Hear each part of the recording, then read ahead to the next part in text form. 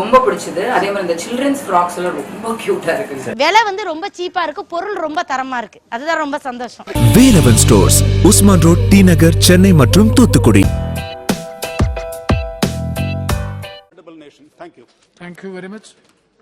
Next speaker, Dr. T. Sumadiji. Thank you very much, Mr. Chairperson, sir, for allowing me to partake in this discussion on Ukraine. So the war will end, the leaders will shake hands, the old woman will keep waiting for her martyred son, that girl will wait for her beloved husband, and those children will wait for their hero father. I don't know who sold their homeland, but I saw who paid the price.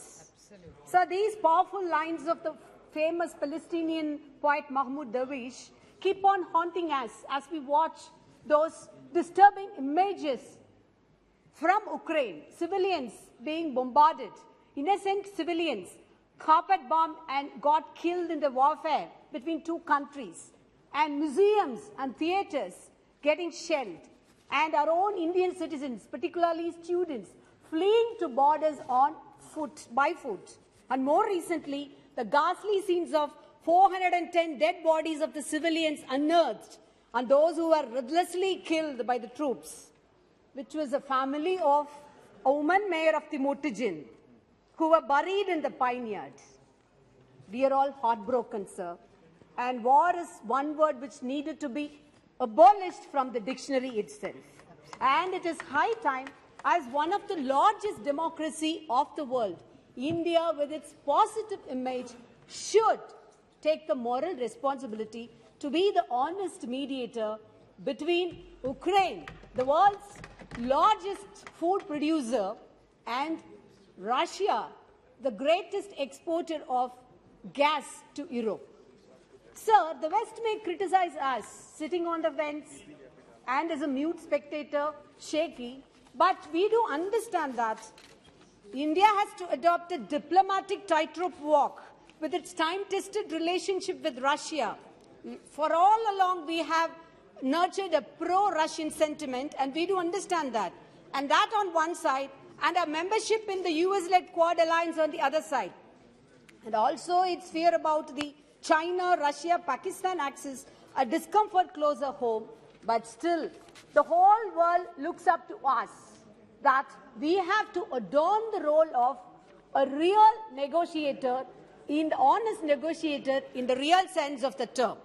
Sir, before proceeding further, I would like to pay homage to a dear Indian student who has lost his life in the war, and I share the grief with the family members.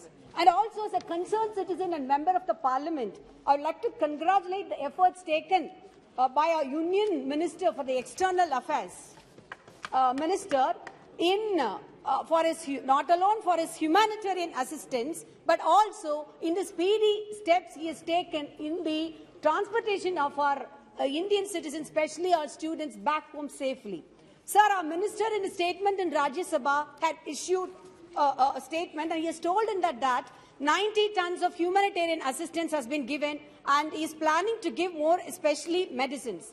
I thank him also for having honored the request of our dear Chief Minister, who had taken proactive steps in this. Sir, the UN Secretary General Antonio Guterres has said our world is facing a moment of peril, and as a responsible Chief Minister, our Chief Minister of Tamil Nadu, Thalapathy M.K. Stalin, has viewed the situation. More than 5,000 Tamilian students got stranded in Ukraine. So viewing the situation within his limited capacities. Sir, foreign policy is the union domain. So within his limited capacities, he wrote a letter to you requesting the immediate evacuation. Not only that, he had also constituted a committee comprising MPs, MLAs, IAS officers, and appointed a nodal officer also to coordinate between their relatives and help those students with the financial aid also in the border countries, along with the tying up of the diaspora.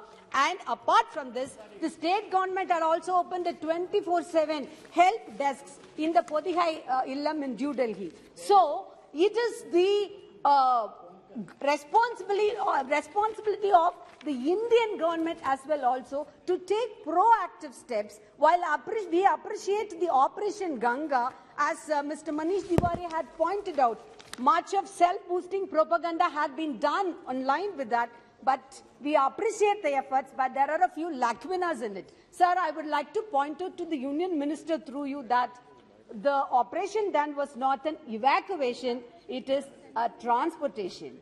Sir, lastly, our students were told they had to reach somehow to the border, either by walking on foot or by commuting through local trains or buses. No assistance was given to them except advices, and that is the lacuna I would like to point out to the Honourable Minister, sir.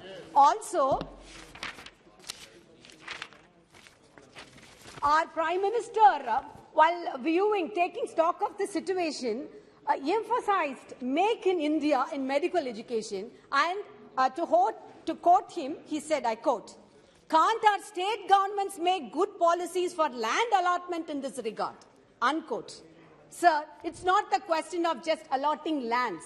It is the question of allowing opportunities for the students from marginal and weakening sections to enter into medical colleges, and that is why Tamil Nadu strictly resists the NEET in back home. Sir, in the last 5 years, an average of 16 lakh students appear for the NEET exam, but only 120 make it to the 562 medical colleges in India.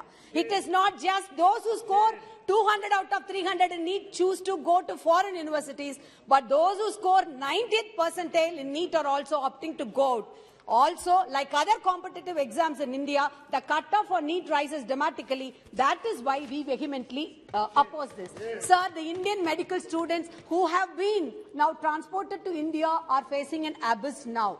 There's no future for them. It looks very volatile because the NMC regulation says medical graduates from a foreign university will have to complete their education from a single institution. Now, that's a problem that they have to face. Government need to take redressal measures for that. And also, the union government should take remedial steps regarding the foreign medical graduate examination. FMGE, it can be advanced and final year students can be appointed on duty. Sir, while this is a local scenario, sir, 2 more minutes. Local scenario, I'm the only speaker, please, sir. This is the local scenario. The issue is much more larger. Sir, the Asian Aid says the Russian forces finding increasing Ukrainian resistance are following their Syrian playbook of attacking hospitals, schools and civilians, including women and children in a war of attrition. Sir, while we understand that our External Affairs Minister has repeatedly reiterated that India respects the international order and the sovereign territory as well as the integrity of the borders, we have to also take up the moral responsibility of who is the oppressor and who is on the other side of the war. So though it's a tight corner because of a dependence on Russia's oil and gas, also the long-tested relationship as had been pointed out by honorable members here, we can't just be sitting on this fence as a mute spectator, just having the moment of Hamlet, Shakespeare's Hamlet, to be or not to be. That's the situation. Sir, our BJP as well as our government always profess about Vasudhaiva Kudumbakam. If the whole world is a family, when Ukraine is part of one of the world's family, is it not a moral responsibility to go and give a helping hand to Ukraine? Yes. Also, our Prime Minister has many times reiterated that India is Vishwaguru, the world's teacher. And I would like to quote Professor Pulapari Balakrishnan's statement here. He says, a teacher is granted respect for speaking truth to power. India marks her chosen self-image by refusing to speak the truth. So, sir, they say everything is fair in the game of war and love, but you cannot justify war in any sense of fairness in it. Sir, I would like to share few points to highlight why it is an unfair war, sir. The first point is, the Russian president has so long, he has been ironically justifying this aggression, saying that he is going to denazify Ukraine. Sir, it is a fiasco. Ukraine has embraced the Nazi Germany in 1940s, carried out by the Russian then, and our Ukraine President Zelensky's father was also a victim of that cruelty. And Ukraine is a UN member state, and a declared war on it by a permanent member of the Security Council is itself a violation in the UN Charter. The International Court of Justice has condemned it, and a very important point, sir, I would like to inform you, through you to the Union Minister, the Indian judge on the International Court of Justice, I debar from referring his name, he has also voted against Russia. And India has also breached the BRICS resolution, which it had passed unanimously in its New Delhi declaration, as quoted in the Hindu 21st March. Sir, Ukraine, as pointed out by the honourable member, Mr. Tiwari, gave up the nuclear arsenal after signing the Budapest Memorandum on the basis of the security given by the veto-holding permanent members. Now, it is also a breach on that. Sir, as pointed out by Professor Vinay Kaura, I quote, "Those in India echoing Russian resentment against the eastward expansion of NATO are reminded by a Western analyst that a NATO-Russian council has been formed specially to alleviate Russian concerns, and that Russia was recognized as one of the world's leading industrial powers through a formal admission into its elite G7, not on the basis of industrial might, but to soften its bruised superego," unquote. Yes, Sumati ji, no, Sir, last 1 minute, last point, sir. I would sum up with the following observation of G.N. Devi, I quote, "Today, India stands in a splendid international isolation because it has not only come a long way from Nehru's non-alignment policy, but also forgotten that Nehru's non-alignment in external affairs was organically linked to his idea of a non-partisan secularism in home affairs. And therefore, rarely did either of them sound hollow in his case," unquote.